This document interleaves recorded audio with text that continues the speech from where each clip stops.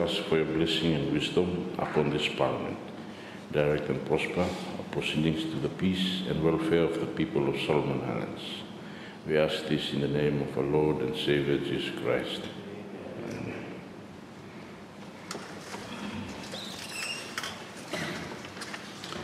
Thank you. Parliament resumes. Honourable members, the House will now come to order. And let's proceed with the order of business. Statement of business for the week ending Friday, 7th August 2026. Further statement. Honourable Prime Minister. Thank you, sir. Statement of government business for the week ending Friday, 7th of August 2026. Further statement. Friday, 7th August 2026. Bills first reading. The 2025 Supplementary Appropriation Bill 2026. The 2026 Supplementary Appropriation Bill 2026. Motions. Motion to thank His Excellency the Governor-General for his address to Parliament. The debate continues and concludes. Motion of special adjournment that at its adjournment on Friday, 7th August 2026, Parliament shall adjourn to Thursday, 13th August 2026. Motion of adjournment. Thank you. Thank you. Let us move on to the next item of business. Bills, first reading, the 2025 Supplementary Appropriation Bill 2026, the 2026 Supplementary Appropriation Bill 2026. Okay, the 2025 Supplementary Appropriation Bill 2025 and the 2026 Supplementary Appropriation Bill 2026 are now deemed to be set down for second reading. Motion to thank His Excellency the Governor-General for his address to Parliament. Honourable members, debate on the motion moved by the Prime Minister continues today, and the floor is now open for debate. Thank you. The floor to the Honourable Minister for Forests. You have the floor, sir. Thank you, Mr. Speaker. And ubungi dia na fuamu langsung hot Latin ubungi. So I rise today to support the motion of thanks and to express my sincere appreciation for the gracious speech from the throne delivered by His Excellency the Governor-General. I also wish to commend the government for setting out a clear and forward-looking vision for the forestry sector, one that recognizes the importance of our forests, not only as an economic resource, but also as a national heritage that must be protected for future generations. Mr. Speaker, before I proceed with my ministry, sir, allow me to coin one or two observations on the speech from the throne delivered by His Excellency, Mr. Speaker, sir. Mr. Speaker, one fellow preacher, Dr. Miles Mundroy, a very powerful preacher. Me always follow up law preaching, Mr. Speaker. And let me talk about the vision. One of his lessons, he talk about the vision. And I say vision is what you achieved at the end of your journey. Vision is what you achieved at the end of your journey. Your mission is what you do to achieve the vision. So I think that definition, I mean, clearly in line with what the Governor-General had been presenting before this Parliament. We heard from a speech from the throne, sir, that the great coalition had come up with its vision. What now the plans have governed? What now vision will have? what their intentions claim, what their plans claim, Mr. Speaker. And that's basically what we have heard from His Excellency the Governor-General. And so, several things we're having mentioning can be achieved now. Some things I'm mentioning can be achieved maybe in the medium term, and something may be achieved 5 or 10 years' time. But the good thing, Mr. Speaker, is the government is laying the foundation of what is yet to come, Mr. Speaker. And that one not beauty blame, Mr. Speaker. Some of the things that we may repeat today, Mr. Speaker, say, well, policies of the past governments, the DCGA, GNET government, have not been repeated today. So I'm grateful, Mr. Speaker, that the Governor-General has laid the foundation. And Mr. Speaker said, not only that, we have heard from the speech that there were painful decisions made. Painful decisions made. And so one time, me go to Singapore, and I had the opportunity to talk with the Foreign Affairs Minister. And he said, Singapore this time, I've not seen before now, 20 years from then, today, it's different. Because why? The leaders at that point in time have made painful decisions, And I'm glad that's what the Great Coalition has done today, Mr. Speaker. And in respect to my ministry, Mr. Speaker, said, one of our policies that we will come up with him, not me, but the great government, the coalition will come up with him now is the planned French reduction of brown logs exports by 2032. That's a policy direction. I know, Mr. Speaker, by me painful to our investors, to our foreign investors. But, Mr. Speaker, we have to make the decision today. This transition is not about closing opportunities, Mr. Speaker. It is about creating better opportunities for our people. Rather than exporting raw logs with limited value, we must encourage greater investment in downstream timber processing.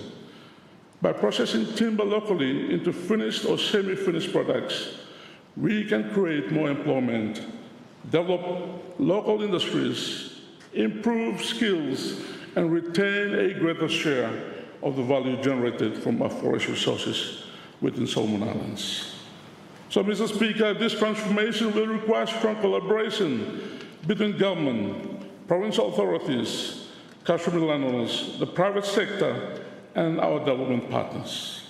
We recognize that trends must be clearly managed so that communities and businesses have adequate time to adjust while new economic opportunities are created, Mr. Speaker.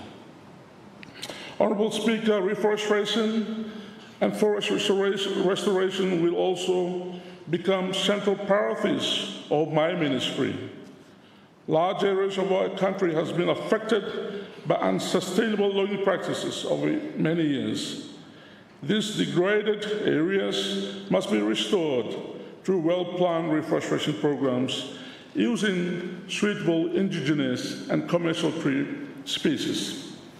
Reforestation is not only about replacing harvested trees, it is about restoring biodiversity, protecting watersheds, preventing soil erosion, enhancing climate resilience, and ensuring that future generations inherit healthy forests, Mr. Speaker. The ministry will continue to strengthen partnership with local communities, schools, churches, youth groups, and provincial governments to promote tree planting and sustainable forest management across the country. Community participations will remain essential because long-term conservation cannot succeed without the support and ownership of our people.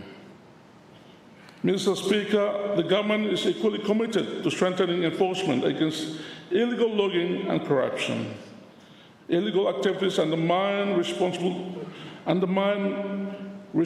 operators, deprive the nations of its revenue, damage our international reputation, and threaten the sustainability of our forest resources.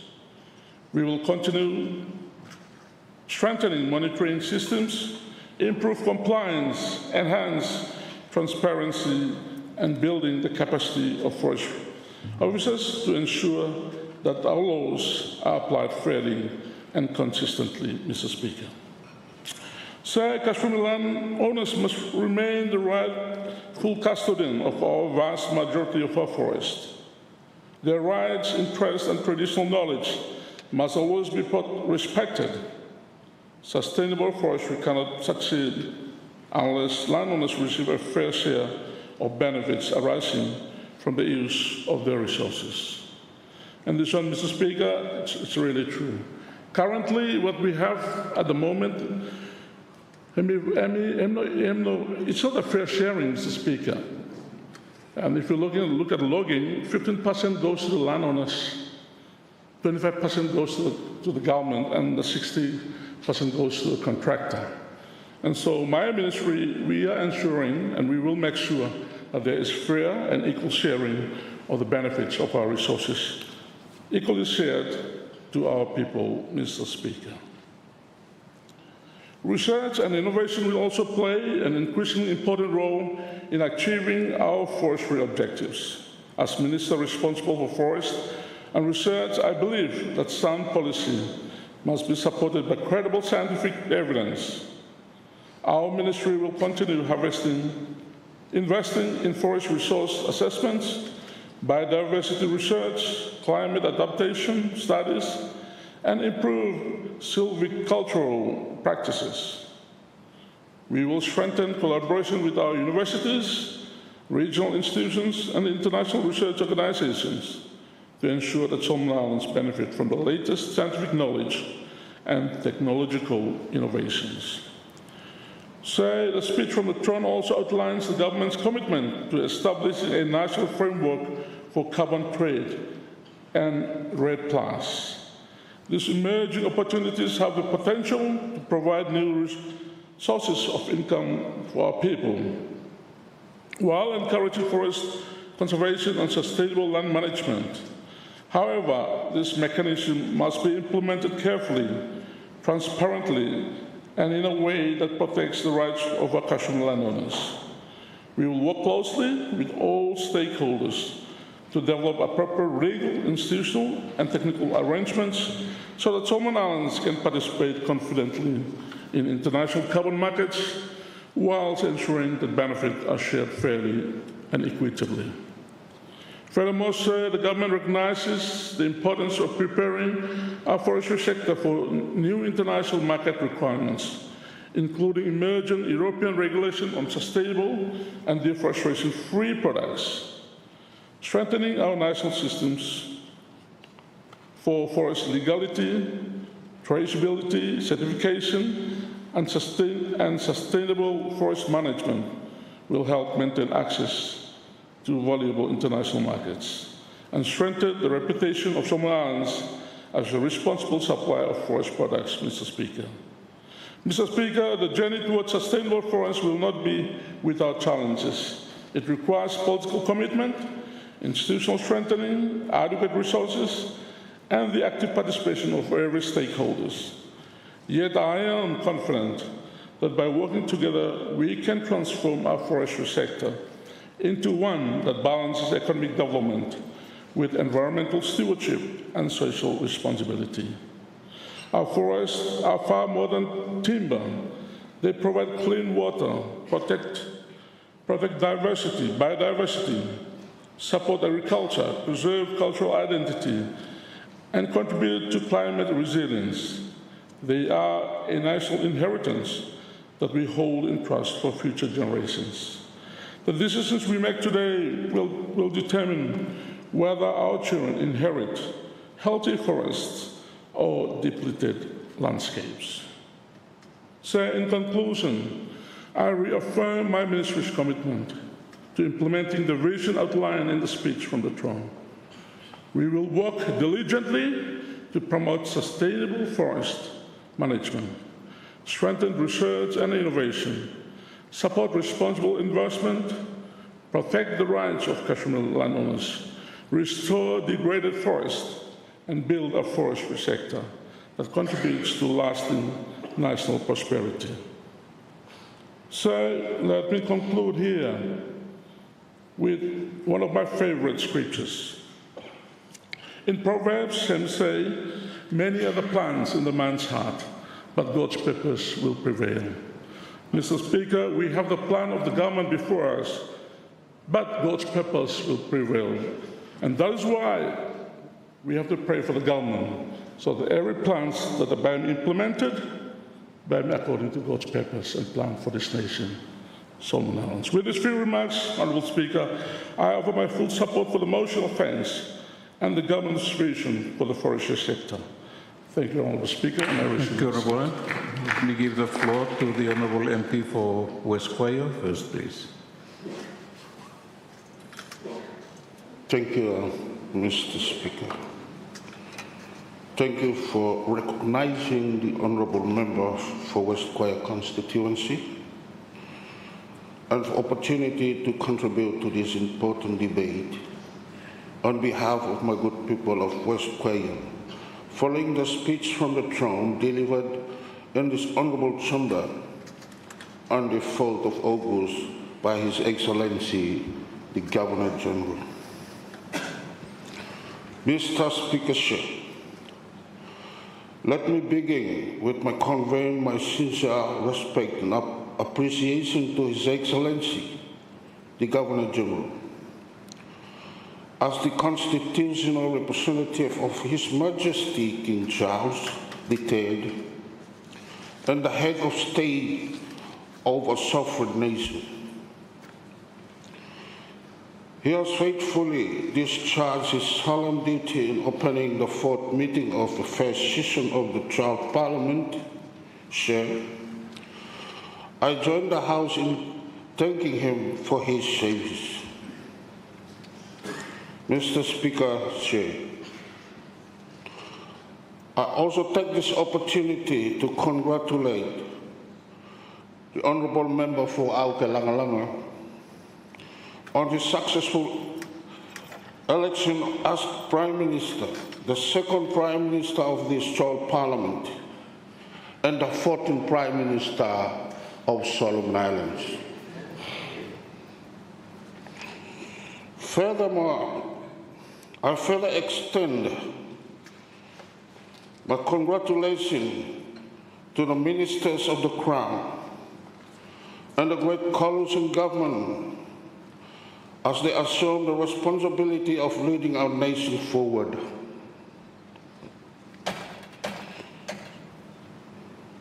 Chair, I also congratulate my colleague and friend, Honourable Member for South New Georgia, Randolph and Tetepare, on his unopposed election as the Deputy Speaker of this Honourable House. I wish him every success in his new role. Mr. Speaker, Chair, I will be brief in my contribution, mindfully of allowing equal opportunity for other honourable members to also contribute. First one, I need to learn a little bit about free education policy. I commend the great coalition government for its whole decision to reintroduce the free education policy as the flagship initiative to be implemented from 2027. Baragutuan Tumasia, the constituency office Blomilo West Quayo, 1 year for buying school fee, about 1 million of anamis are buying, but not from the primary to secondary, from tertiary schools no more, like Sinu, vocational schools, and Form 7s. Bara 1 million plus namis are buying. So time we reintroducing policy, yeah, we are happy too much, but there are a few guidelines to be complied. I sincerely thank the government to recognize education as the foundation for the future of our nation. Education in this country has become increasingly costly and unsustainable for parents, guardians, fee payers. Therefore, this policy is both timely and necessary. However, Mr. Speaker, while the policy aims to improve access and quality, its implementation must be carefully coordinated and aligned with existing education legislations and regulatory frameworks to ensure sustainability and effectiveness. So this includes strengthening teachers' training institutions, improving teachers' welfare and management, and establishing a fair and structured remuneration system. It also requires the standardization of school infrastructure, improved financial management systems, and equitable access to quality facility across all schools. Furthermore, sir, the policy must clearly define and desire outcomes for our students, ensuring that our education system produces not only academically capable individuals, but also disciplined, responsible and productive citizens. Only through such comprehensive and coordinated approach can be achieved lasting improvement in the education sector. Let me talk a little bit more about international project women or BINA. Mr. Speaker, I now turn to BINA Harbour Development Project. So I commend the great coalition government for its continuous commitment to this flagship national project, which holds significant potential for transforming the economy of Malaita province and the Solomon Islands as a whole. While I acknowledge the progress made, I wish to raise several critical issues that must be addressed to ensure its long-term success. Mr. Speaker, there is an urgent need to prioritize the development of a comprehensive master plan for BINA Harbour. The current 30% concept design for the National Seaport Tuna Processing Plan and supporting infrastructure is significant guide full-scale development, especially in light of ongoing master lease discussion. So a project of this magnitude requires a clear and integrated long-term blueprint conveying land use, infrastructure, squeezing, investment strategy, and governance arrangement. Without this, we risk fragment development and missed opportunities.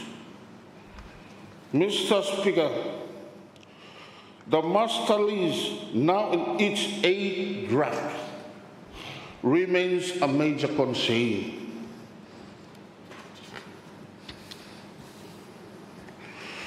The current model follows the traditional structure where land is leased to the commissioner of the lands and then subleased to the investor. Experience shows that this approach often sidelines landowners. Instead, this is an opportunity to develop a new and inclusive model that ensures equal participation among landowners, government, and investors. This may require a new legislative or institutional arrangement to guarantee share ownership and fair benefit distribution. Binahamba must become a blueprint for inclusive development. Mr. Speaker, let me go back to the compensation of all properties. Compensation rate for crops and trees are outdated and unfair. For example, coconut trees are valued at only $150 fruit bearing and 100 non-fruit bearing. These rates do not reflect the long-term economic value. Sure, this is not just about money. It is about livelihoods, food security, and dignity. Government must urgently review and update these rates to ensure fair and just compensation. Mr. Speaker, Chair, there is also need for proper coordination of governing entities and trust bodies. Fragmented structures managing land, water, and community benefits will be laid to insufficiency and conflict. Sir, I strongly advocate for unified governance framework that integrates all stakeholders under one coordinated system. Finally, Mr. Speaker, the success of Binahamba depends on achieving and maintaining social life. Share, without the trust and support of landowners and communities, this project cannot succeed.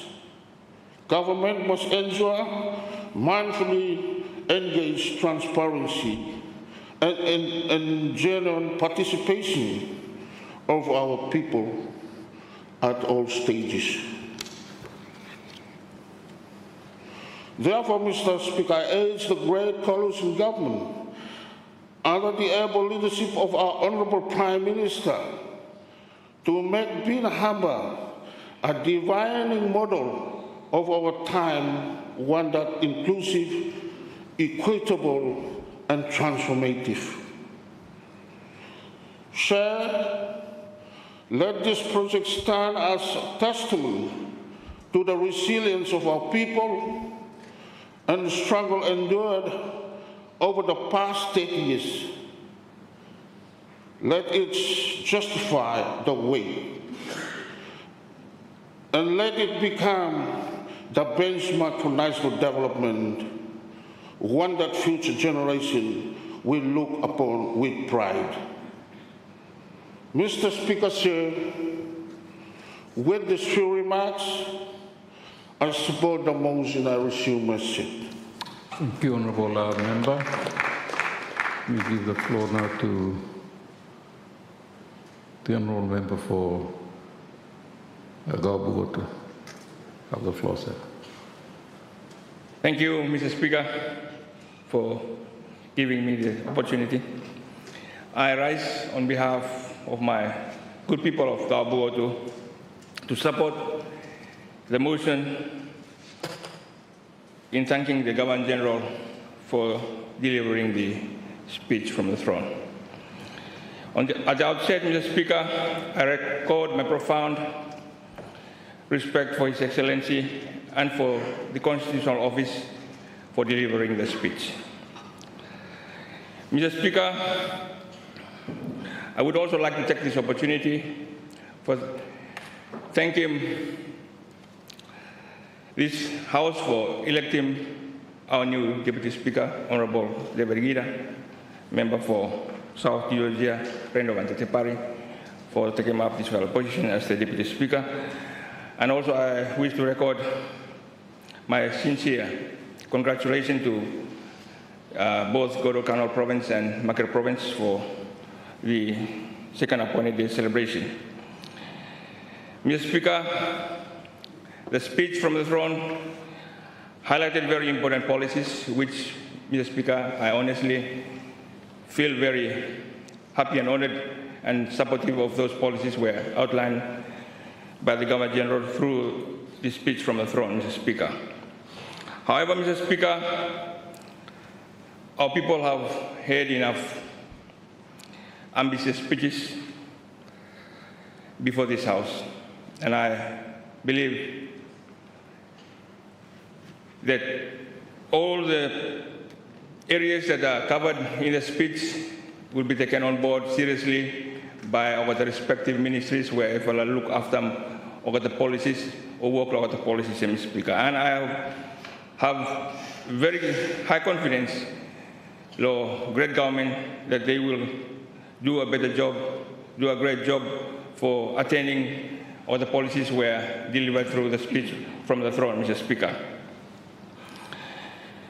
Mr. Speaker, as in government, the speech from the throne is basically highlighting a catalogue of policy initiatives by any government. Very ambitious, but I'm good to be ambitious, Mr. Speaker. Very good to be ambitious. And so me supporting a lot of areas covered there, as I've said earlier, Mr. Speaker, areas that are very fundamental, very important for growth of the economy, and for improving welfare of the country, Mr. Speaker. Mr. Speaker, I will not repeat, I will not cover every area that are covered in the speech, but me like for touch base or sample areas where I think are very important for me reiterating or re-highlighting back more, for reminding you me inside of this house, and especially or the ministers who look after the ministries here, for make sure that they work hard to ensure that you may achieve now all the things were highlighted in the speech, Mr. Speaker. Mr. Speaker, from the speech, from the response by some of our colleague MPs or the ministers, me like to thank him. Firstly, in particular, Minister for Infrastructure for highlighting what areas where him continue from the previous governments, and this great government will continue for doing all the things where him already appropriated for implementing this year. And so me like for say thank you, Lord Minister, for taking on board what GNAT him already planning, and also him already appropriating budget for him during this year, Mr. Speaker. In that regard, thank you, Minister, for you continuing with the projects here. In terms of agriculture, I like also for thanking Minister of Agriculture for reiterating over the policies below him, where come through GNAT and also great government by him further improving more areas for improving agriculture in this country, because as we all know, Mr. Speaker, this is saying that him not backbone economy below me. The three areas that me like touch base below him, this was a short presentation or short speech from me, Mr. Speaker. One is on the energy. We've heard from the speech, Mr. Speaker, that there is a planned reduction of energy prices to 15 cents US per kilowatt in the coming years, during the time of this great government. Mr. Speaker, as an MP for Gabuotu, which is rural-based, Mr. Speaker, meeting him and me asking great government to go beyond that, Mr. Speaker. By announcing that 15 cents per kilowatt, Mr. Speaker, and me like him for everyone listening, me like him doing better than that, because that 15 cents where you talk about, Mr. Speaker, him cover more over the urban centers and those with access to over the grid electricity, Mr. Speaker. Solomon Island is not only about urban centers. Me like him, this great government, to look beyond just Honiara, just Buala, just Auki, or the urban fringes. and talk about the reduction of electricity in those areas. Because time we talk about the reduction of electricity every time, we focus on a lot of areas, lot urban areas and semi-urban areas. But the bulk of our population lives in the rural areas. And Okata to need him energy. And if you look at the value chain, Mr. Speaker, value chain of production, him start from rural areas. And if you want to increase production of commodities, you have to start from the bottom of the value chain. And they need energy to increase production of commodities. So you don't only talk about, we must make sure, Mr. Speaker, not only talk about energy prices, urban and semi-urban areas, but we need to roll out energy across Solomon Islands, especially in rural areas where Okata now starting come production line. You talk about oil, you talk about fish. Kopra, what no planting lo pots lo honera, Mr. Speaker. Fish yang start come lo Mr. Speaker. You know go fishing lo go flo honera. Mi follow gabo to Mr. Speaker. Mi follow na sa plan stakari fish lo makai to ye. And of course, lang atu bonito yeah. But during rough seas, Mr. Speaker, time we were getting good stock for come and see him choppy, we cannot come across from Tatamba to Honera, Mr. Speaker. And without electricity, we cannot reserve him or store him on the fish from him lay there for rot now. A wastage of resources, Mr. Speaker. So if we want to improve electricity in this country, you not talk about urban and semi-urban only. You have to talk about across the whole country of Solomon Islands. And I want to request great government to make sure, rolling out more solar energy systems across this country, Mr. Speaker. So that's the point me like raising here, so that him strengthening more policies for great government, because him already containing there, but just go beyond just reducing the 15 cents US per kilowatt inside of policy, go further and more serious into driving energy across this country, Mr. Speaker. The other area me like to touch base, Mr. Speaker, as me say earlier, me thank you, Minister of MID, for him really serious about developing, improving transportation in this country, especially building the roads, the wharves of this country, Mr. Speaker. Time go to him creating this country, Mr. Speaker. Him making islands na yaman. Him islands na. You have to travel by boat to reach another destination, another island. You know what about the sea. You know what about the sea. So improvement of transportation is one important area that you need for really look and seriously look into, so that him improve economy of the country, Mr. Speaker. Apart from energy. Those are two areas that we look at very important there. For driving economic growth of the country. Improve the energy sector and improve the transportation system of the country. Without transportation, you cannot connect the rural area to Honera. So this must be taken seriously under this policy, Mr. Speaker. Improve transportation. So I'm happy that Minister of MID announcing that Baham building Sigana warfare, because Baham start to improve movement of people from me and also, but we need him better transportation, ship for moving not only commerce but people too across different islands, Mr. Speaker. The second point, Mr. Speaker, which everyone surveys, and it is a flagship policy blow, great government, is free education, Mr. Speaker. And me like touch base a little bit on this one, Mr. Speaker. It's very important, Mr. Speaker. I think on record, we have been able to improve our education sector, not only this time, but even the previous governments. At one stage, move into promoting or encouraging more community high schools as part of the whole process of improving education in this country. And then now we are advocating on planning this new initiative, which becomes a flagship policy block great government for free education. A little bit caution here, Mr. Speaker, is that we really need to get to the people and clarify more what now you mean by free education, because it can give them false hope that by come 2027, by paying fee. Mr. Speaker, for some of us who have come from non-governmental schools, especially state schools, this really got a negative impact on the schools below me, especially on the private-run schools, Mr. Speaker. And so we really need to find out how now by make sure that this one well administered, well managed, so that not affect him now the schools here. So at the end of the day, the bottom line or the argument like Mr. Speaker, me not like looking that this free education or free education policy here, him by undermining or by at the expense of quality education in this country, Mr. Speaker. We must continue to make sure that the quality of our education must remain high and competitive.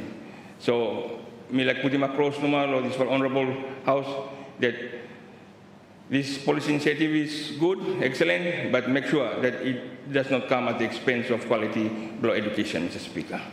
So this is the point that me like for Mr. Speaker. In conclusion, Mr. Speaker, I always believe that in any policy, in any government, in any economy, growing the economy is very fundamental, very important.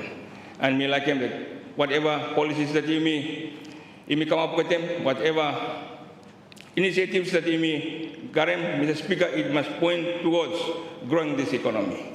And that one now is very important when we look at Mr. Speaker. And so in conclusion, Mr. Speaker, I want to make sure that UMI drive our economy as the fundamental area for UMI carry out, Mr. Speaker. With these few remarks, Mr. Speaker, I beg to take my seat. Thank you. Thank you, Honourable Member. Let me give the floor to the Honourable Minister for Commerce and Industry. Dr. Foster. Thank you, Mr. Speaker, sir. I rise to also contribute to the debate on the speech from the throne, and at the outset to thank His Excellency the Governor-General for delivering the government's program at the opening of this meeting of the 12th Parliament.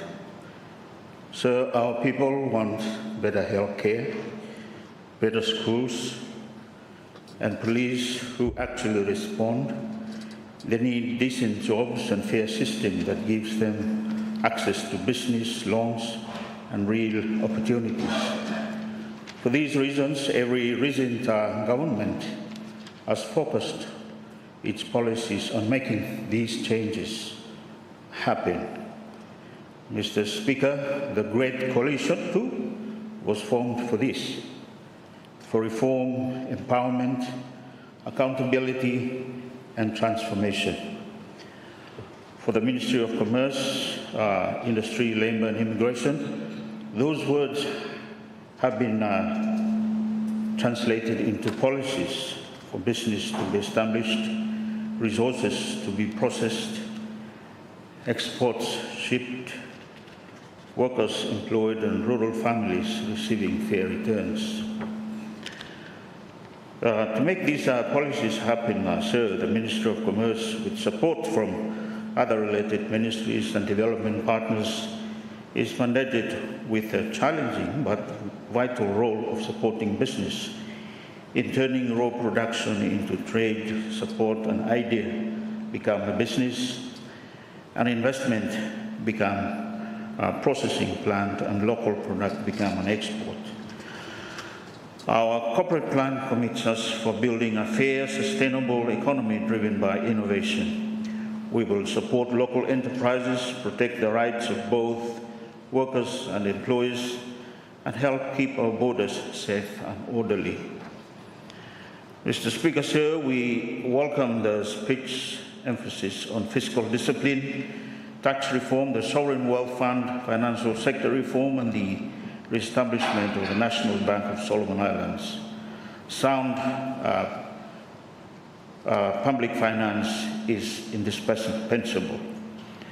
Similarly, sir, a country cannot progress its way into prosperity if its farmers are not able to reach markets, its processors cannot obtain machineries, its young people cannot find work, and its business cannot borrow at workable rates. Fiscal stability and productive growth must therefore advance together. The Ministry will work closely with the Ministry of Finance and Treasury, the Central Bank, the Development Bank of Solomon Islands, commercial banks, credit unions, and emerging financial service providers to expand access to productive finance. The Great Coalition policy gives us a clear direction: strengthen DBSI, lending capacity and outreach to SMEs and rural enterprise, develop partial credit guarantees, improve credit information, enable movable assets to support borrowing, expand microfinance and financial literacy, and use digital payments to reduce the cost of doing business. These are all related to, operating business, sir. This matters because many Solomon Islanders are capable entrepreneurs, but are excluded by the structure of finance. They may own equipment, boats, crops, contracts, or long-term business prospects, but lack registered land that a bank will accept as security. Reform must allow productive assets and reliable cash flows to be counted in accessing credit. It must also share risk intelligently so that banks can lend to SMEs, farmers, fishers, and processors without turning sound public policy into irresponsible credit. Mr. Speaker, sir, I strongly support the declaration that Indigenous Solomon Islanders must stand at the center of the economy, not at its margin. The Great Coalition's Solomonization and First Bite, Better Bite business principles aim to ensure local Solomon Islanders receive priorities access to business opportunities, procurement and economic benefits within reserved sectors. Rather than acting against foreign investment, this policy promotes development that prioritizes the capability and ownership of the local population, sir. The Ministry will therefore advance the review of reserved business activities, the new MSME legal framework, reforms to Company House, cooperative development and provincial business support. Our task is to create a pathway from informal business activity to a registered and bankable business, from a small cooperative to a reliable supplier, and from a local producer to a competitive exporter. Government procurement must become part of the pathway so that a greater share of public expenditure builds capable local enterprises and value for money and integrity are maintained. We should not train local business and then design procurement systems that automatically exclude them. Protecting our local companies shouldn't mean they never have to work hard to improve. When we give local businesses special treatment, we must also give them training, clear rules, new ideas, and high standards. We don't want to build businesses that only survive because we block out competition. We want to build Solomon Islands companies that are strong enough to compete, grow, hire workers, and eventually sell to the rest of the world. Mr. Speaker, sir, the most important economic message in the speech from the throne is that Solomon Islanders must own, process, and profit from the resources of Solomon Islands. The era of exporting raw wealth and importing finished goods at far greater cost must somehow end. The Ministry strongly supports the expansion of downstream processing in cocoa, coconut, seaweed, kava, fisheries, forestry, and other primary products. But downstream processing is not achieved by announcing a processing plant. It requires a complete commercial system, such as reliable supply of materials, quality planting materials, aggregation, transport, cheaper electricity, water, land, standards, skilled workers, finance, packaging, certification, marketing contracts, and of course, working capital. The Great Coalition new plan focuses on processing raw materials locally to create jobs, develop skills, and boost exports through specialized business zones and incentives. Instead of isolated projects, the strategy promotes shared industrial hubs that reduce costs for business by providing common infrastructure like power, storage, and logistics. The proposed development of Repo at Yadina as a national coconut processing hub is one example. The Binahamba and Noro processing ambitions provide another.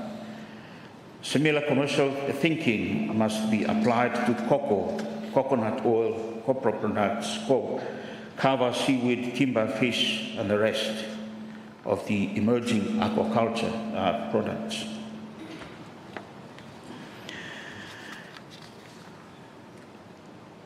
Sir, Ministry's Marketing and Export Promotion Division and Export Center will strengthen market intelligence, help business understand export requirements, link producers to credible buyers, and coordinate product promotion. We will work with agriculture, fisheries, forestry, custom, biosecurities, standards bodies, and the private sector to remove barriers that prevent Solomon Islands products from reaching markets offshore. Securing certification is critical for accessing premium markets in Japan, Australia, and European Union, which demand strict quality standards and traceability. Government investment in these systems is considered essential economic infrastructure, requiring support for laboratories, inspection, and producer training to ensure supply chain integrity. Digital trade must also become a practical tool for inclusion. E-commerce, mobile money, interoperable payment gateways, and digital marketing can reduce distance, but only if rural business have connectivity, financial literacy, and affordable access. The Ministry will develop the enabling rules, build MSME, that is micro, small, medium enterprise capability, and work with financial and communications providers so that digital transformation does not become another service available only in Honiara.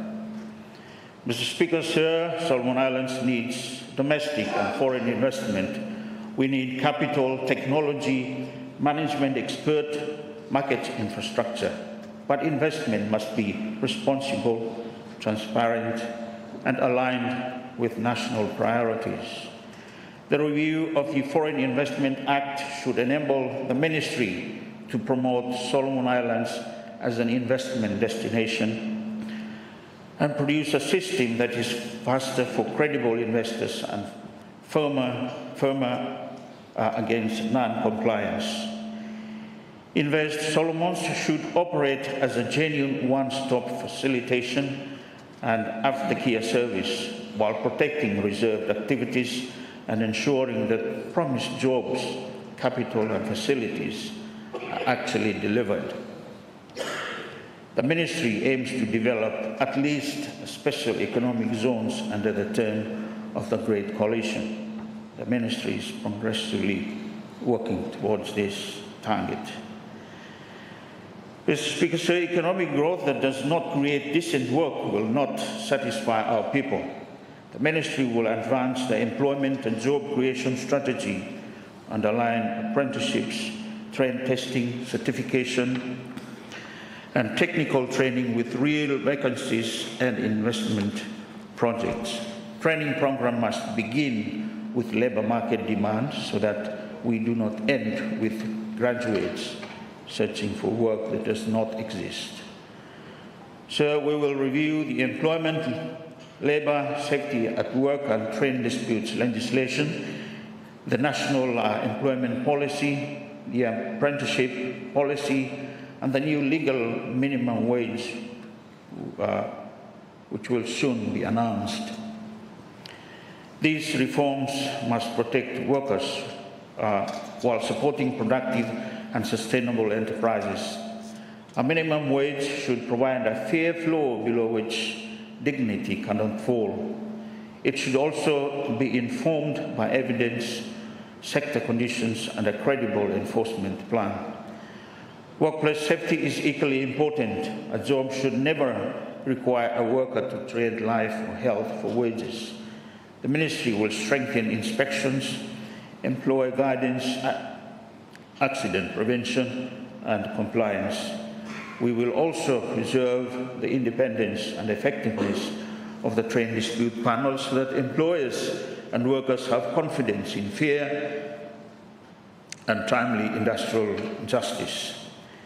Labour mobility remains an important opportunity, but it must support, not hollow out, our domestic economy.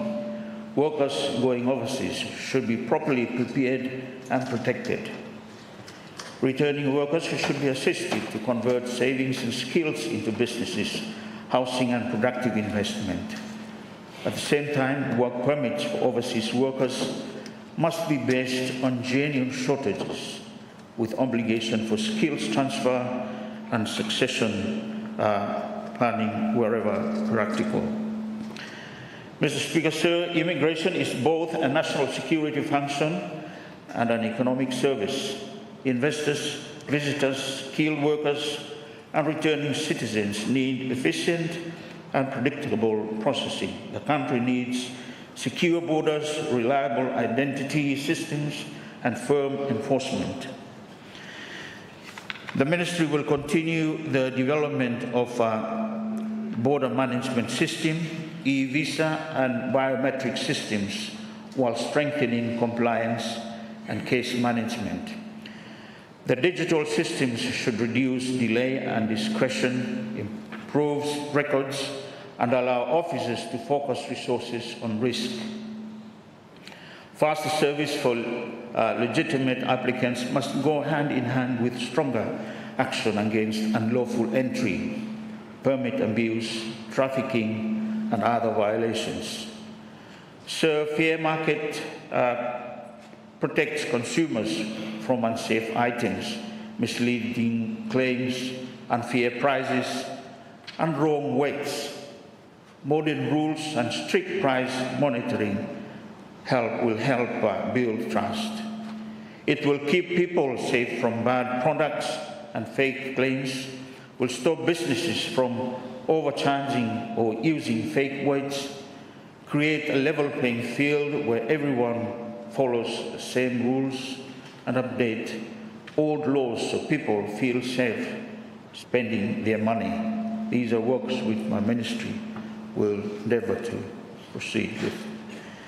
Mr. Speaker, sir, the speech from the throne rightly states that government will be measured not by the eloquence of its promises, but by the discipline of its delivery. We understand this, Mr. Speaker, sir. The ministry must also reform itself, therefore. Some divisions are under-resourced, legislation is outdated, data systems are weak, and coordination can improve. We will strengthen policy and planning, digital systems, provincial outreach, performance reporting, and staff capability. So the ministries must work harder to improve attendance to and punctuality to work, and thereby reduce wastage related to absenteeism. This one is one finding and one concern that he is looking the Auditor General, Amy, put him across for all government and ministry. I think it's important for us to make sure we improve in this. So in conclusion, I again thank His Excellency the Governor-General for presenting the government's program to this House. Mr. Speaker, the Ministry accepts its responsibility. We will work with the private sector, but we will also stand with the farmer where the market fails. We will welcome investors, but require national benefit. We will promote business, but protect workers and consumers. We will facilitate trade, but measure ourselves by exports completed and livelihoods improved.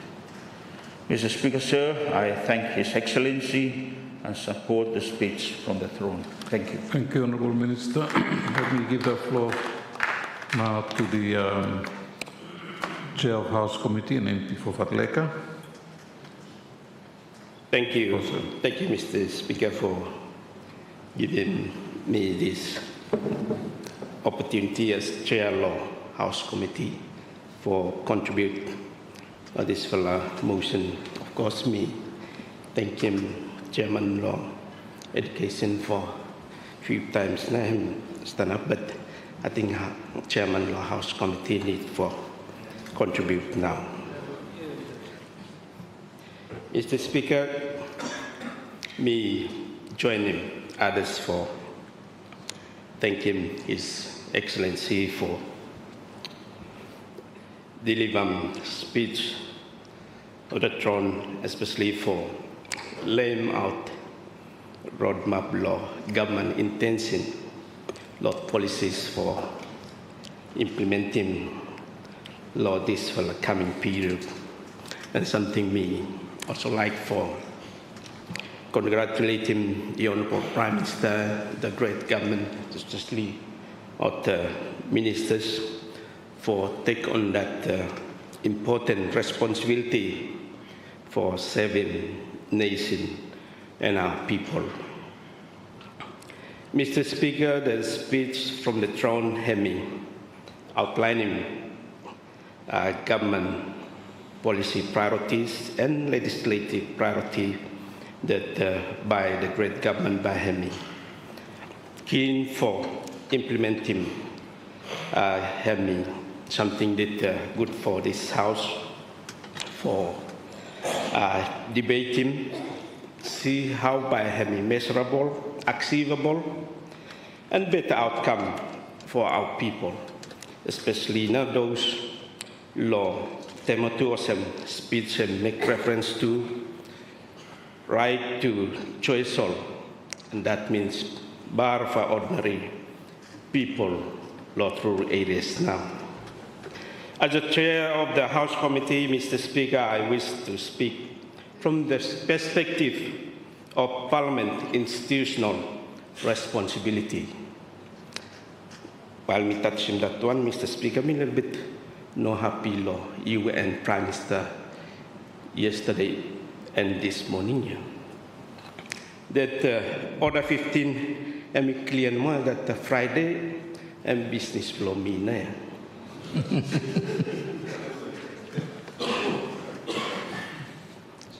That the Chair of House Committee for Waiting Committee blame for this side. What now business for Friday? Because today is a private member's motion. And so respect the parliamentary processes semi important for strengthening parliamentary and me, but thanking Prime Minister and Finance Minister that to keen for pushing parliamentary autonomy, which is now we like for by must dream law parliament law you mean no parliament blame me, but as you me members of parliament. While the executive is responsible for developing and implementing policy, Parliament has constitutional duty to scrutinize those policies, enact legislation, approve public expenditure, and hold the executive to accountable. This responsibility complement one another and are fundamental to preserving public confidence in our democratic system. I therefore welcome the government commitment to strengthen governance, promoting transparency, and improving service delivery. There are objectives that deserve the support of all members because they contribute to stronger public institutions and better outcome for our people. Mr. Speaker, the government has identified priorities in economic recovery, infrastructure development, health, education, agriculture, fishery, national security, and public sector reforms. These sectors are directly influence the lives of our people. As Parliament considers the legislation and appropriation necessary to implement this priority, we must ensure that they are fiscally responsible, sustainable, capable to delivering measurable results. In particular, I welcome the government intention to establish the Sovereign Wealth Fund. Something that probably take a little bit time for really come up with the legislation for guide him how by implementing this one. But you mean looking in the past something that should happen finish, especially during time logging bar of pick up Minister of Forestry Talent by 2034 minimum nara 10 years more. I think good for you must fast him to the Sovereign Wealth Fund, you mean gain him, save him some part, the resources that you mean earn him from fishery, forestry, mining, picking up now, and so for setting up the Sovereign Wealth Fund, really important. Not only that, but by providing long-term saving and reduce our vulnerability to economic shocks. Mr. Speaker, I welcome the government commitment to promoting indigenous enterprises, empowering our local people, something that the Minister of MID always advocate for local content. I think empowering our people, I think creating conducive environment so that our local people actively participate in the economy is important. And the Minister of Commerce is highlighting that, and so good. Mr. Speaker, equally important that the government emphasize on the downstream processing in forestry and fishery, especially prioritizing Bina and Noro. That's really important for us to focus on some major investment projects that by Hamisavi driving growth and development, and especially Lord provinces below you, Mr. Speaker. So, attention also should be given to strengthening our national intention.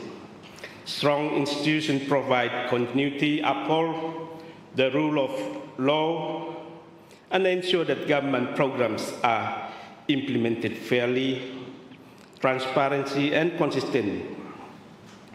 The independence of Parliament, judiciary, and other constitutional office must be continued to be respected and protected. Government intention to pursue constitutional reform is also important.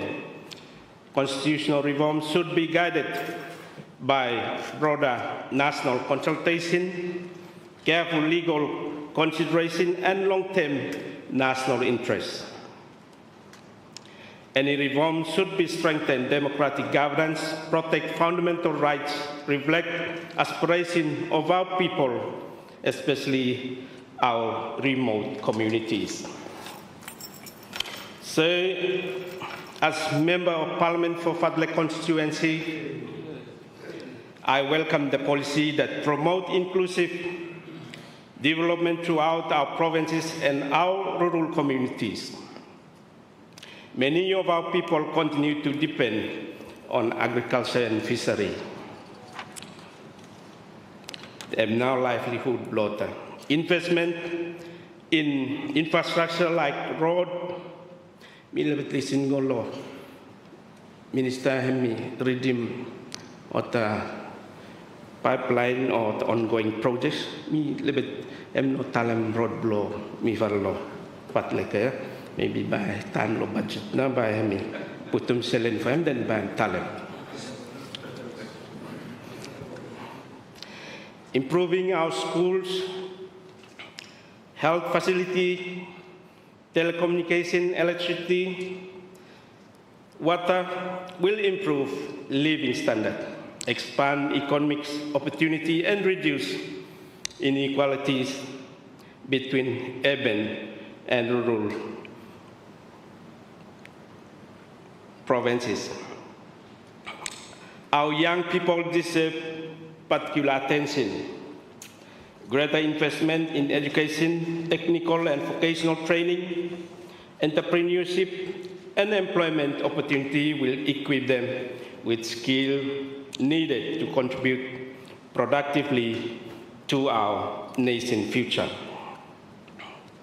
Mr. Speaker, good governance is measured not only by policies we announce, but by the result we achieve. The people expect integrity, accountability, prudent financial management, and efficient public service. Parliament has an important constitutional responsibility to ensure that these standards are upheld through effective oversight. Mr. Speaker, before me finish, me like a little bit focus more on parliamentary autonomy. As a chair, Law House Committee, we strongly support the continued effort to strengthen the institutional independence of Parliament, Mr. Speaker, particularly in areas of financing and administration. Parliament is a separate and co-equal to arms law government alongside with executive and judiciary, while its institutions work cooperatively in the national interest. Each must possess the institutional capacity and financial independence necessary to discharge its constitutional responsibility.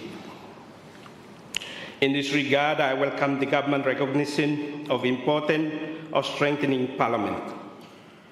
I think work already started for strengthening more our judicial system.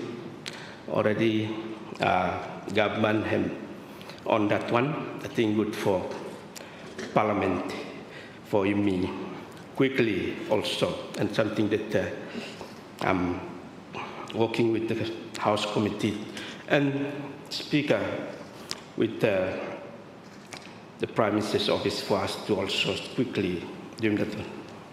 Mr. Speaker, such framework would enable Parliament to plan strategically, also for independence over its budget, and really important, Mr. Speaker.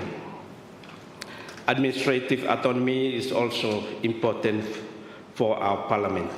Parliament service should have authority to manage its own human resources, finance, institutional development in accordance with the establishment of parliamentary practices.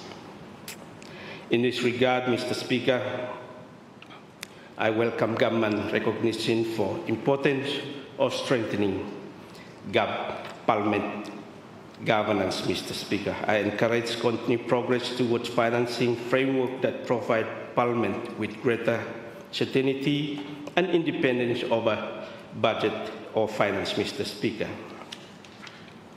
Administrative, Mr. Speaker, it's also important that Parliament service should have authority over on resources blame.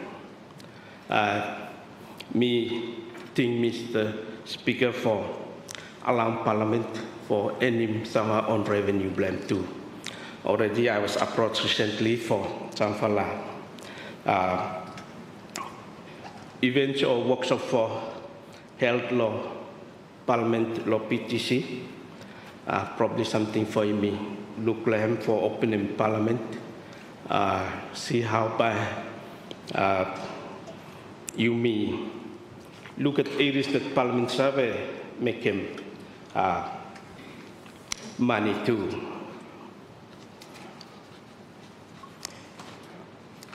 Mr. Speaker, allow me for a little bit reflect no more law, observation Blomi law, speech from the throne. I think if we welcome him, the change that great government has already taken for whether through our public sector system, financial reforms, Hemi important. In fact, something by Hemi painful, like others mentioned. But meeting that, let's start with the MUMI. I think review law CDF is really important. And review more political party integrity act here. These two Hemi imposition directly involve him. You mean and so I think, hey, minister responsible, but look strong law me. But the thing good for me prioritizing, let's see how we start waiting me, although by him some painful law him, but it's good for you me doing some reform law, CDF Act, and also Political Integrity Act here, Mr. Speaker. So I think me, like for receiving most law debate below me once appropriation bill have become that one now by important is by me see how this policy by translated into financing for implementing. And so I think good debate by him come from the supplementary budget and the 2027 appropriation bill. And so with that, Mr. Speaker, thank you too much and support the motion. Thank you. Thank you. Let me give the floor to the MP for South Tresol and the Chair of the Education Human Resources Development Committee. Thank you, Mr. Speaker, for recognizing the member for South Tresol after 5 attempts was turned up. Mr. Speaker, this morning I rise to stand to reply to the speech from the throne of the section which perhaps more than any other will define the fiscal, social and the institutional trajectory of this nation for the next decade, and also to offer my thanks to His Excellencies. And on this note, Mr. Speaker, I thank you for recognizing my people from Wagina to Salekana, from Sisamoga to the Babatana villages who have retained me to this chamber to speak on their behalf as Member of Parliament for South Tresol. Firstly, before I continue, I'd like to also join others to first thank you, or to congratulate the member for South New Georgia and Tetapare, Mr. Honorable Gina, for your election to the Deputy Speaker. Also, I wish to congratulate this is the first Parliament since, sitting for this new Prime Minister. I for congratulating you, Honorable Prime Minister. Tabu Blumia. Congratulations for your election to the Prime Minister seat. And also, of course, we'd like to also honor and acknowledge the two provinces, the premiers, for your celebration of the second appointed day, the Guadalcanal province and the Makira and Ulawa province. Congratulations on another milestone of your province. Mr. Speaker, by me no look too much to other sections, the speech. Others have eloquently already debated, and me like for thanking all the ministers who have already spoken for your plans.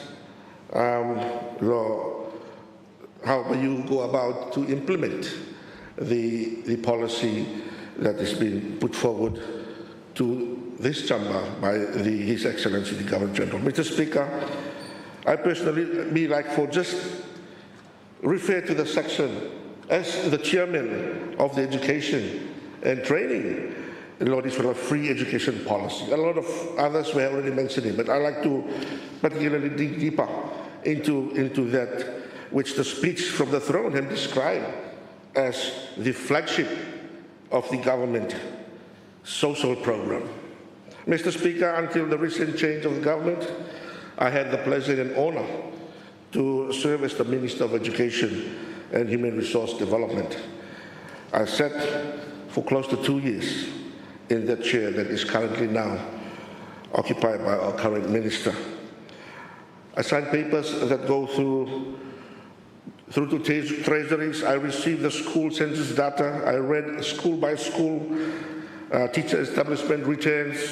I visited classrooms in the provinces on which this policy will be implemented, from Choiseul to Temotu. I therefore this morning rise not to oppose the aspirations of the speech from the throne, but also on this House.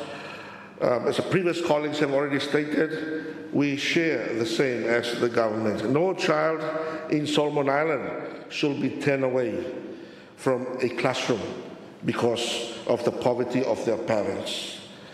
On that, the House is united. We all support and we agree to that. I rise, Mr. Speaker, to place on record on this chamber the implications of the policy the government has committed itself to implement, which, in my respectful submission, the speech from the throne has not disclosed to this House, and which the people of Solomon Islands are entitled to hear from a member who has sat in the chair from which this implication must be managed.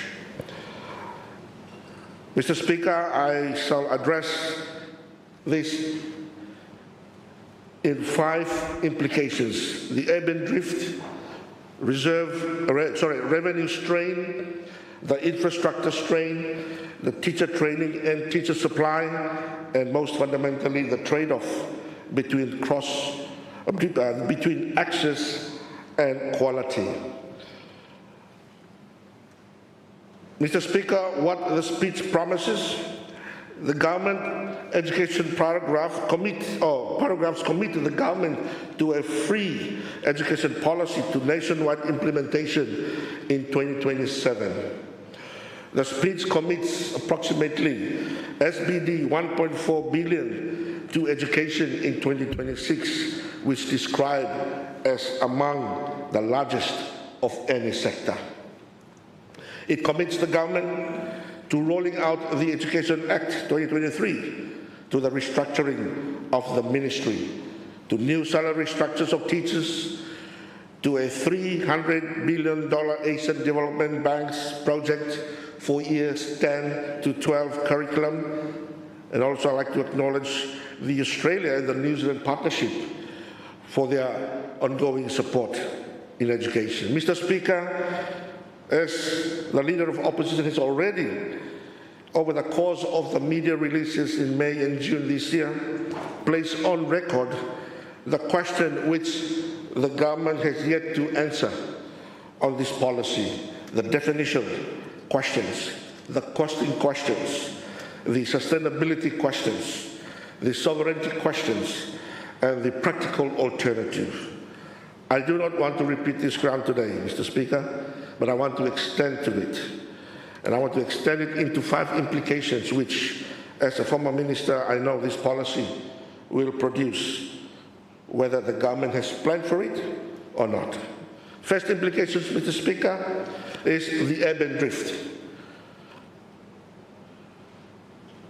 If the government of Solomon Islands announced a speech from the throne that education will be free for 2027, and if the parents of this country believe correctly or otherwise, the word free in Honiara will mean that, or will better than free in Kirakira or in Lata, or in Sisamunga or Wagina in Choiseul, or even in any of our villages, probably in Vela, then this government must be prepared for the consequence of the speech from the throne that does not name. It is a consequence which every past government of this country has struggled the struggle with which this government is about to accelerate. The consequence is the ebb and drift. Mr. Speaker, the data on this point is not in dispute. The urban share of our population has risen over time. Honiara now accounts for a clear majority of the country's urban population. Young people are already moving from rural areas in search of employment, education, and other opportunities. Education is not a major factor in this drift, Mr. Speaker, but it is one of the reasons why our people are leaving their villages. Mr. Speaker, our enrollment outcomes in Honiara remain high, well high, or ahead of others in the country. The gap between the school of Honiara and the schools of the provinces is not rhetorical. It is real, measurable, and visible to every parent who compares the options available to a child in town and with the options available to a child in the outer islands. Now, Mr. Speaker, the government has proposed to pour into the gap a free education policy, a policy which, in the perception of parents from Wagina to Anuta, will apply most visibly and most reliably in the school closest to the ministry, the public service, and the capital itself.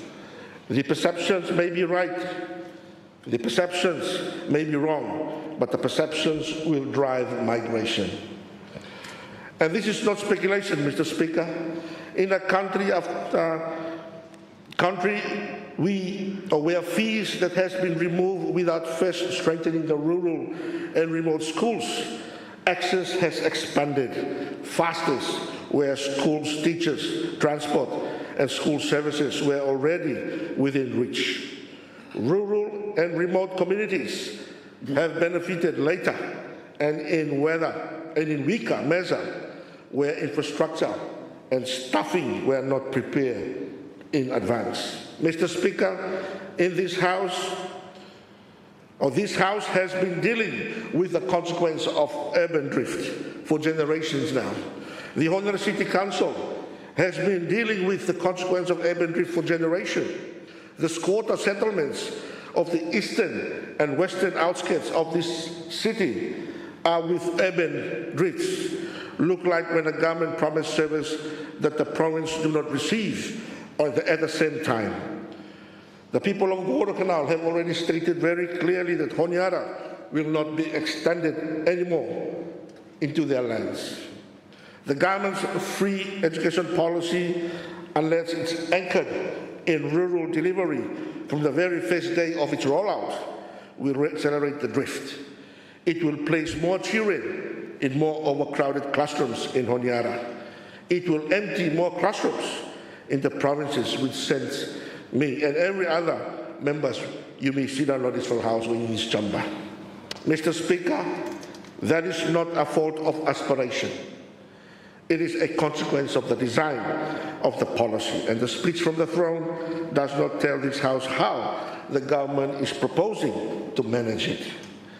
I ask this chamber to hear the plain implications of what I have just said. If the free education policy is to be delivered without accelerating the empty out of our province, the first investment of free education policy must be in provincial schools.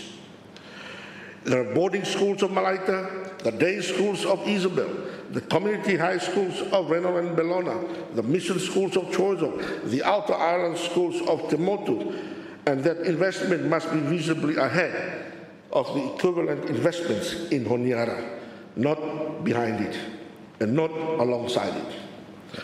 Otherwise, a policy designed to expand access will in operation concentrate access. The lesson is plain, Mr. Speaker. If fee-free education is not deliberately front-loaded in provincial schools, then a policy meant to equalize the opportunity may end up deepening the pool of Honiara and weaken the provinces further. The speech from the throne does not commit the government to that sequencing. The government must. The second implication, Mr. Speaker, is revenue strain. Mr. Speaker, the Leader of Opposition has already placed on record on this chamber the estimate of the free education policy, on which the Conservative reading will cost this nation approximately $1.3 billion annually against a total budget in the range of $4 to $5 billion.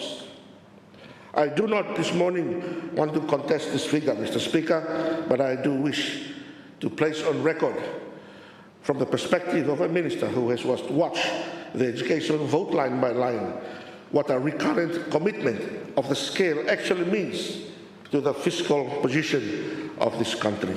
Mr. Speaker, when a government commits itself to a recurrent programs of the order of 25 to 30% of the total annual budget of the states, that does not compete with other commitments once. It competes with every year. For every year the policy is in force. It competes with the health vote.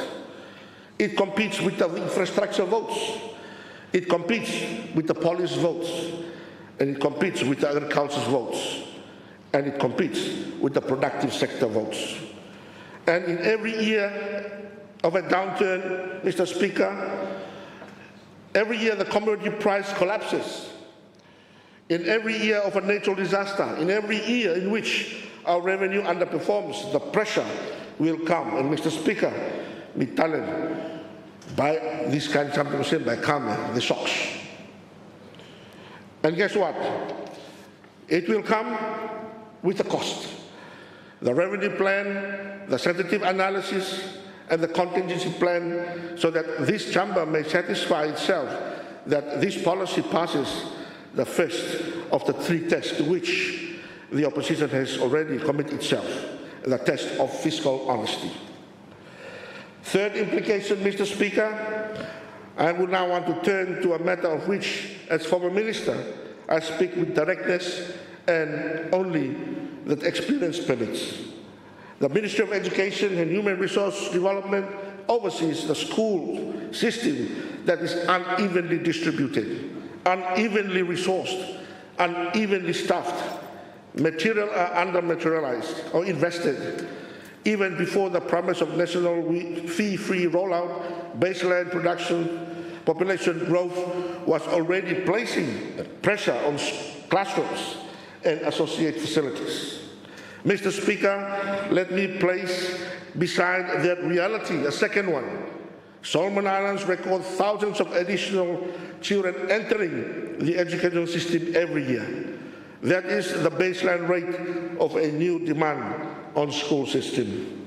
Without free education policy, that is the number of classrooms this country must build every year, merely to stand still.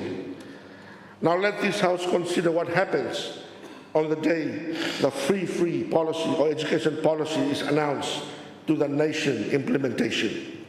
On that day, Mr. Speaker, by every parent of this country, you know, where other kikipi mota picking in the house, where other no go school due to school fee, because of free education, they cannot afford any other cost to go to education, and because of the announcement, the international record is clear that when government removes school fees, enrollments not rise gently, but it will rise sharply.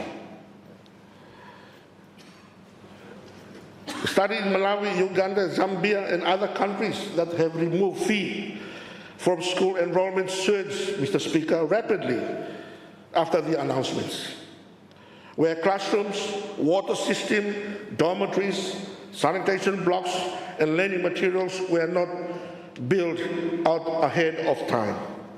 Schools were forced in overcrowding classrooms, multiple shifts or makeshift arrangements. This weakens both safety and learning. Mr. Speaker, what this House now understands is a free policy without an infrastructure schedule is not an education plan, but it is a crowded management plan. Mr. Speaker, the speech from the throne does not name the number of new classrooms that will be built. It does not name the number of new teachers' houses. It does not name the number of new dormitories, sanitation blocks, water tanks, kitchens, boat sheds, or even airstrip which upgrades on which the delivery of this genuinely national fee-free policy depends on. It does not name the schedule. It does not name the responsible ministry. It does not name the appropriation. Mr. Speaker, I want to ask, the Minister is not here, the Minister of MID and Education, how many infrastructure that they have already built in preparation for this rollout.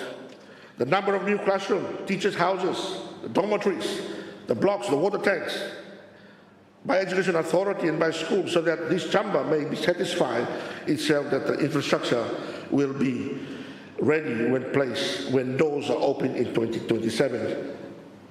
Mr. Speaker, the alternative is worse than not making the promise at all. The alternative is a promise that is honored on paper and dishonest in the classroom. That is not free education, but that is an overcrowded education. And it is our children who will pay for it. The fourth implication, Mr. Speaker, I want to come to the implication which, as former Minister again, I regard as the most binding constraint of all. The Ministry of Education employs thousands of teachers across all education sectors and levels. Yet, significant share remain uncertified or underqualified, and the system already depends heavily on the professionalism of officers and teachers working under strain. Our people-teacher ratio taken on their own may not appear alarming, but what matters is that, or what happens is the ratios in the day free education policy is announced, the enrollment surges. As the international record says, it will, but the number of teachers does not surge with it. Then the ratio in our schools will be deteriorated. Our people-teacher ratio of 40:1 is not education. In a child minding, and it is not what the parent of South Choizo, or Gela, or Isabel, or Malaita will want their children for the schools. In country after country, the same pattern appears, Mr. Speaker. Enrollment rises immediately, but teachers remain, or recruitment, certification, and deployment move slowly, and the results is heavier. Workloads, large classes, weaker supervision, and poorer learning conditions. Stakeholders in Ghana free education policy have acknowledged the wider access, but they also reported overstretch of schools' resources, overworked teachers, and concerns that the quality did not keep up or keep pace with the expansion. The Solomon Island National University and the University of the South Pacific are already contributing to teachers' upgrading and professional development. That effort is welcoming, Mr. Speaker. It deserves recognition, but it is not yet a teacher supply plan at the scale required for a nationwide fee-free policy commencing in 2027. Mr. Speaker, the speech from the throne does not disclose the teacher supply plan. It refers to new salary structure, which are welcome, but this new salary structure do not produce new teachers. It refers to development partners for whose support I remain personally and professionally grateful, but the partnership support does not of itself replaces a domestic teacher training pipeline that operates at the scale so required. It refers to curriculum modernization, a program I supported as minister and I continue to support, but curriculum modernization is not teacher supply. Curriculum modernization is what you deliver through teachers, not instead of them. I therefore ask the Minister for Minister for Education and Human Resource Development, to lay before this House the 10-year teacher plan for the free education policy, which should include the number of new teachers required by education level, by provinces, and by year. The annual outcome of the Solomon Island National University Faculty of Education, the annual output of the University of the South Pacific program serving the country, and the strategy for which closing the certification gap, and the strategy for reducing teacher absenteeism. Mr. Speaker, until this chamber has that plan, it does not have a free education policy. It has an enrollment surge without a workforce.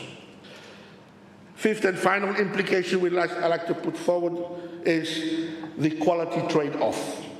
Mr. Speaker, I come now to the implication in which the hardest to say on the floor of this chamber, but which, as a former minister, I feel that I owe to this House and to the children in whose interest we all speak. And this is the point in the design of every free education policy in the developing world, at which access begins to trade off against quality. If government pushes access hard enough without consumerating investment in classroom, teachers, learning materials, sanitations, management system, and the quality of what happens inside the classroom deteriorates. Every child gains admission, but no child gains an education.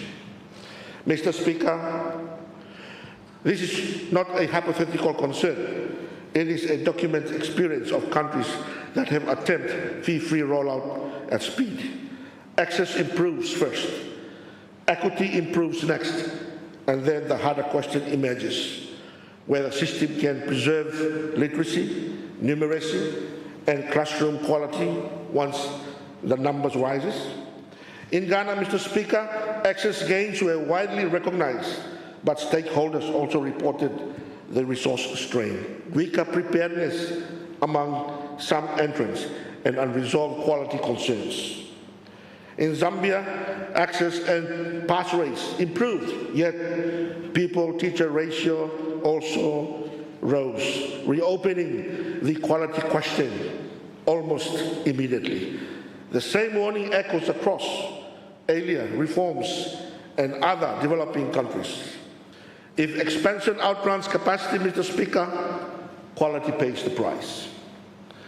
Mr. Speaker, Solomon Island cannot afford to make that same mistake. Our education system, on the best day of this best year, is already carrying our children who cannot read at the grade level, who cannot count at the grade level, who leave schools before they complete the lower secondary cycle. Adding numbers to that system without adding capacity does not solve the problem, but it makes it worse, Mr. Speaker.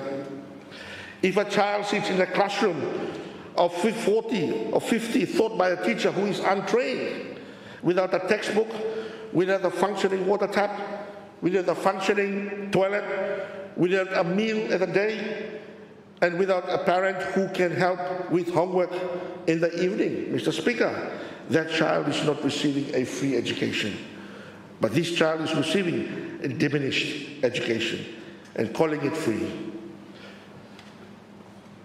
The opposition, Mr. Speaker, will not participate in the pretense. We will say to the government and we will say to the country that the aspiration of universal education must be matched dollar to dollar, classroom to classroom, teacher for teacher, but the capacity of the system to deliver it. Otherwise, the policy fails to its purpose. Otherwise, our children pay the bill of our slogans. The three tests that apply to this policy, Mr. Speaker, as stated by the Leader of Opposition in his reply, he said that we will hold this government to these three tests: the fiscal honesty, the constitutional integrity, and the conduct of our foreign relations. On fiscal honesty, Mr. Speaker, this free education policy, as it appears in the speech from the throne, fails the test. The speech commits the nation to a policy of approximately 1.5 $3 billion per year without disclosing the 10-year projection, the revenue plan, the sensitivity analysis, or the trade-off against other sectors. A commitment of that scale, Mr. Speaker, on what the word flagship of a government social program must be published in full. This chamber is entitled to no more than as an aspiration. On constitutional integrity, Mr. Speaker, the free education policy raises a question the speech does not address. If this government intends the free education policy to bind future governments, it must bring the policy to the House in the form of legislation. A Free Education Act, and not merely announce it in a speech from the throne's rights, entitlements, and recognition obligation of the scale should rest on law, but not on slogan. The conduit of our foreign relations, Mr. Speaker, the leader has already placed on record his caution, his very serious caution that any recurrent policy of this scale, which relies on donor financing for its early years, must be sustained by domestic revenue in the later years. Otherwise, the policy will expose the sovereign choices of our future governments of this nation to the priorities of external partners who may not share them. The caution applies with full force here, Mr. Speaker. The speech from the throne acknowledged development partners, but it does not disclose the terms on which their support has been offered, nor the sunset at which it will end, nor the domestic revenue, but the plan that will pick up the burden when they do, and this chamber is entitled to know. The alternative, Mr. Speaker, what the opposition has support, Mr. Speaker, I will not sit down without placing on record what the opposition does in support of education. We support the aspiration of universal education. We support the removal of the fee as a barrier for a child of the family that genuinely cannot pay. We support the strengthening of Education Act 2023 and the Regulation 2024, whose caps on fees and prohibitions on additional levies already provided on the framework within the target fee relief that can be delivered. We support hardship arrangements for the most vulnerable households. We support the phased expansion of assistance from the primary level upward as capacity permits. We support the investment in teachers, training, teacher housing, classroom constructions, water, sanitation, learning materials, and school management. We support the modernization of years 10 to 12 curriculum.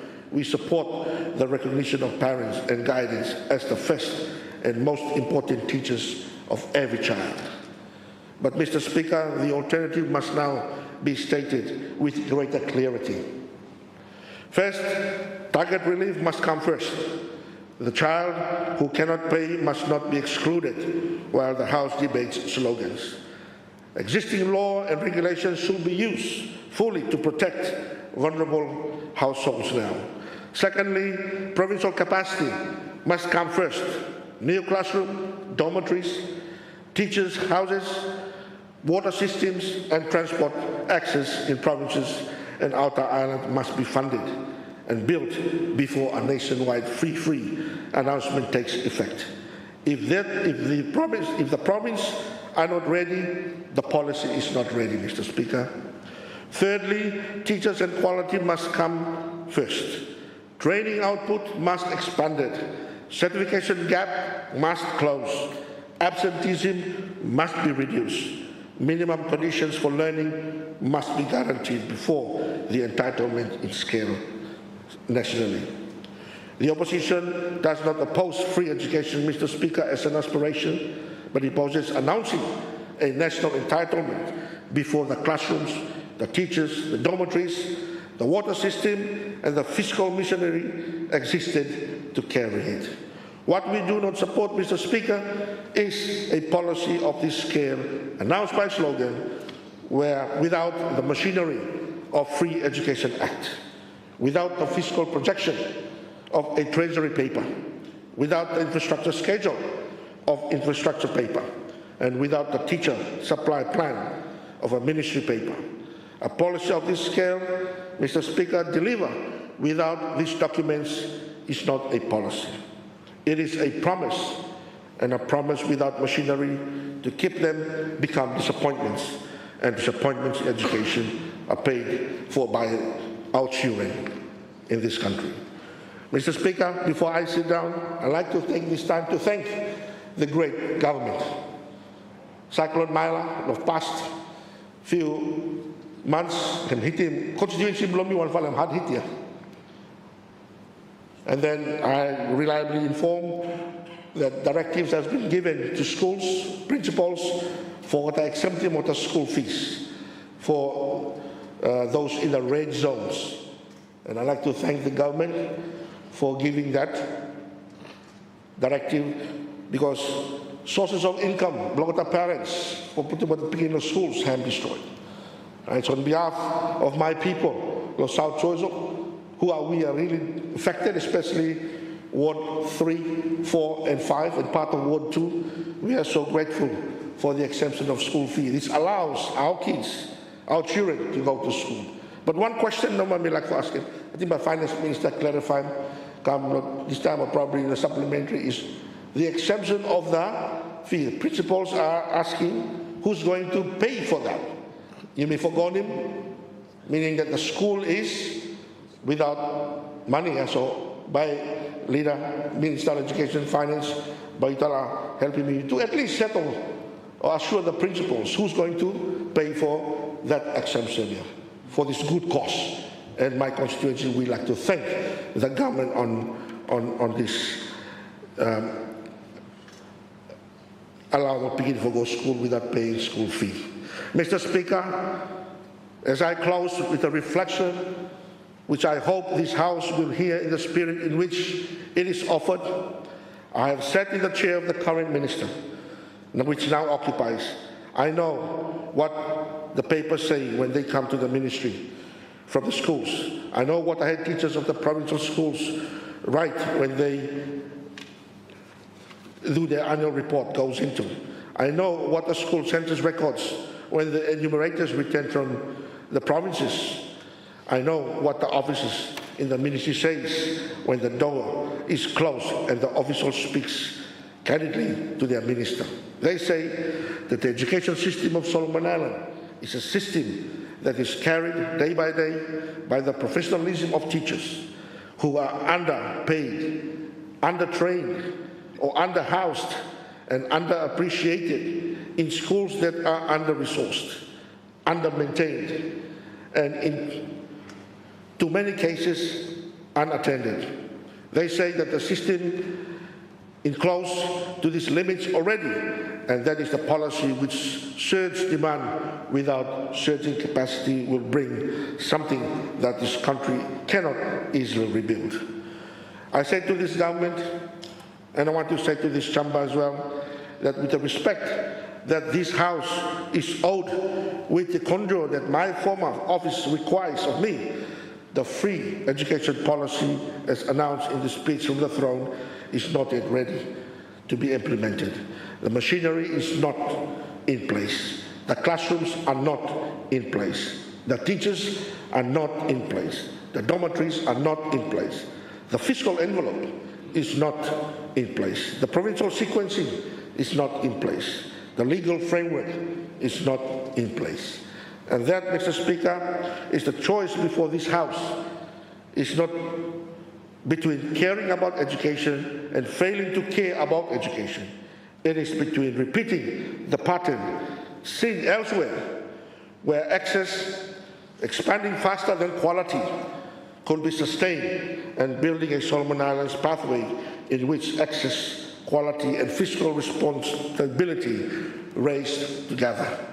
We will support the aspiration, but we will not support the announcement without the machinery. And we will hold this government to the three tests of fiscal honesty, constitutional integrity, and the conduct of our foreign relations until the machinery delivers. I thank you, Mr. Speaker. I support the motion, and I recommend the reply to this House, and I commend the reply to this House, and may God bless my people of South Choiseul, His Excellency, our government, the opposition leader, the Prime Minister, the Member of Parliament, yourself, Mr. Speaker, and also, of course, all the people of Solomon Islands. And may God bless Solomon Islands and our recipients. Thank you. Thank you. Thank you, Honourable MP for South Choiseul. Let me recognize the MP for Renal Bellona and Minister for Police and National Security and Correctional Services first. Thank you. Thank you, Mr. Speaker. May I rise to also contribute to this full motion to thank the Governor-General Law Address Plan. I thank the Prime Minister for moving this motion. Opportunity for me expand what now Governor-General and talk about. On the outset, may also congratulate the Prime Minister on his election as PM. Of course, our Deputy Speaker are here too. On behalf of my people of Renal and Bellona, and in my capacity as Minister for Police, National Security and Correctional Services, I convey my sincere appreciation for the very clear direction and national vision articulated by His Excellency, the Governor-General, in the speech from the throne. Speech blame addressing very clear and strategic roadmap for our nation's future.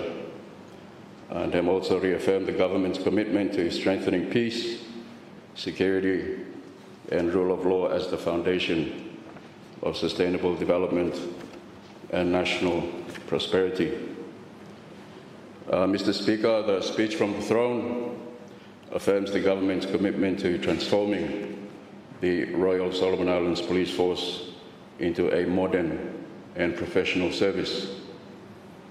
I'm pleased to inform this Honourable House that progress has been made towards achieving this vision.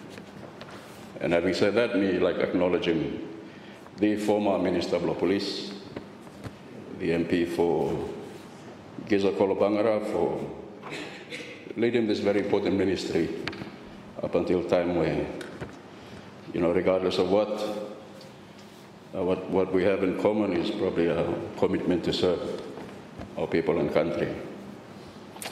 So the government is endorsing this full expansion program below police from 2025 to 2035 to grow the force by 3,000 by the year 2035. This year, Mifala continue for Wakalahem, 130 new positions. Mifa continue for making assessments, lot correctionals below me, fire service below me, and you may look at what na and fit him resources you may got him, resources where I'm committed, and resources where by him come. Progress below me him. Mainly what we're trying to do is to fit for purpose, whether in infrastructure, modern equipment, or operational capability, believe me. There is progress law infrastructure program, Burns Creek Integrated Police Station, Lomamara, the airport police upgrade, establishment law 11 for the new police posts throughout our provinces, development of the police academy, which already the design has been approved, and we are going to progress with that whole project very soon with the funding support of government of Australia. Mr. Speaker, crime prevention and community policing remain the cornerstone of an effective policing service in the country.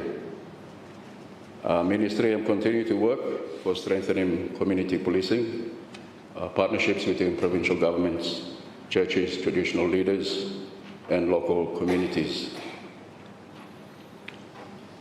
This whole issue of Central Gorokanal, I acknowledge that, raised by the MP, Gold Ridge. Gold Ridge is a national asset here.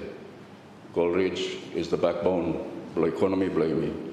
So it is every government's responsibility to ensure that this project and the investor and the landowners, you must find a way forward. Mifala still work on a assessment. Already there's an illegal activity, you must finish. The next step and for arresting Mogata. But we are working through the churches and traditional leaders, Yumi. It's a commercial operation, but Yumi looking more like a communal thing yet. Yeah. So that's why this issue has become very complex. But I can assure the MP and the good people, below constituency, below and country, below me, that we are working very hard to address this whole issue. Mr. Speaker, the security landscape you may face in this time is becoming very complex and also very dynamic. Evolving threats, including transnational crime, illicit border activities, maritime security challenges, they all underscore the need for me to work very hard with this whole area. Our national security capabilities, you need to enhance interagency coordination, build resilience, and have a proactive security architecture. This whole issue of ship rider, I'm not going to get into the details, but I'll talk about the operational aspect. Los Solomon in our country, because of our proximity to Australia and New Zealand, the biggest market this time, a lot of illicit drugs. And, make Yumi become almost like a transit point. This one has very clear law outside here, but it's not very clear, Yumi. We need to do more, and this ship rider agreement that we have signed, of course we can debate about it, but on the operational level, it gives us the capacity to ensure that you may respond in real time. A lot of the issues and the problems that can continue to pass through Yumi, where Fiji was probably where we are now, 20 years ago. So 20 years ago in Fiji is probably where we are now. How to handle them? Go this time, it's becoming inside the society now. If we're not careful, that is the trajectory by Migoland. So whatever assistance, because you is small capacity, small budget, and small, we have to find ways to ensure that you may piggyback off whatever arrangement the Maran region bring. Related to this, Mr. Speaker, border outpost law Lafong, the Shortland Islands, by him ready for official handover. I think it'll be sometime this end of this month. And we are looking at progressing the plans for the eastern border and for further strengthening what are other parts of the country where has been identified as areas in which we need for putting an outpost land.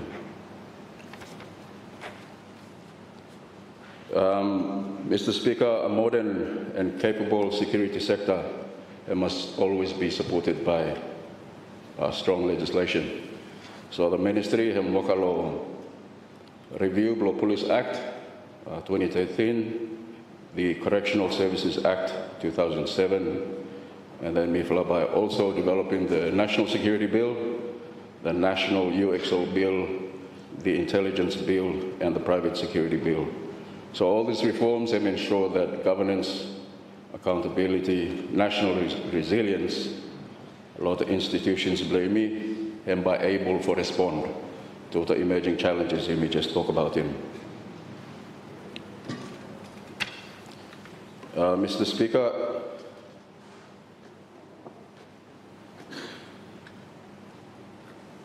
security below Yumi cannot be measured only by the strength of our laws or the capability of our institutions. It is ultimately reflected in the confidence of our people, the confidence that they can raise their families in safety, pursue opportunities without fear, and place their trust in the institutions established to protect them.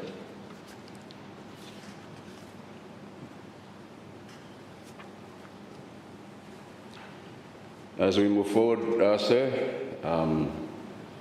we always continue to recognize that peace and security are not responsibility of government alone, but a shared national endeavor requiring the commitment of every citizen, every community, and every institution. With that, Mr. Speaker, I commend the speech from the throne and continue to affirm our commitment of the Ministry of Police, National Security, and Correctional Services to faithfully deliver the government's vision for a safer, secure, and prosperous Solomon Islands. May God continue to bless our beloved Solomon Islands. Thank you, Mr. Speaker. Thank you, Honourable Minister. Honourable members, with your indulgence, I think I'll suspend the meeting for 1 hour, and we should resume at 1:30 so that we can dispose of the motion before 4:30. Thank you.